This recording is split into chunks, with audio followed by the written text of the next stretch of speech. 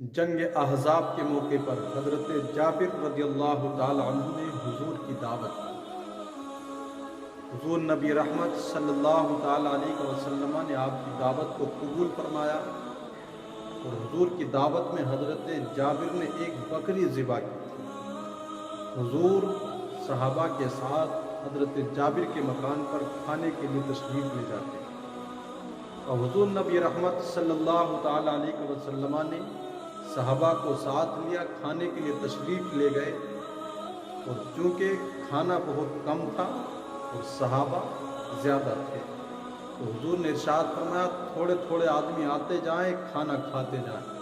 तो ऐसा ही हुआ, जो लोग खाना खा लेते वो खा कर के निकल जाते, बाकी आते यके बाद तीगरे जितने लोग थे सब ने खा लिया खाना।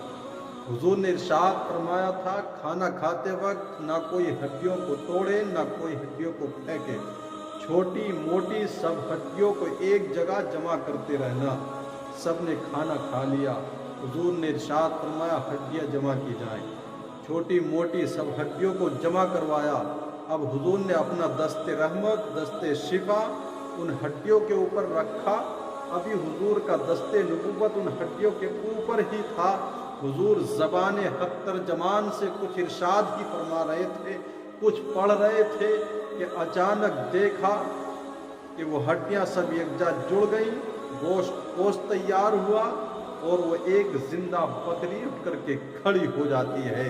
हुज़ूर नबी रहमत सल्लल्लाहु ताला अलैहि वसल्लम ने इरशाद फरमाया जाबिर ले अपनी बकरी ले जा, ये मेरे नबी का मोजज़ा है। अब देखें हुज़ूर अलैहिस्सलातु वस्सलाम को जो लोग मरकर मिट्टी में मिलने वाला कहते हैं वो किस कदर जाहिल और बेदीन है।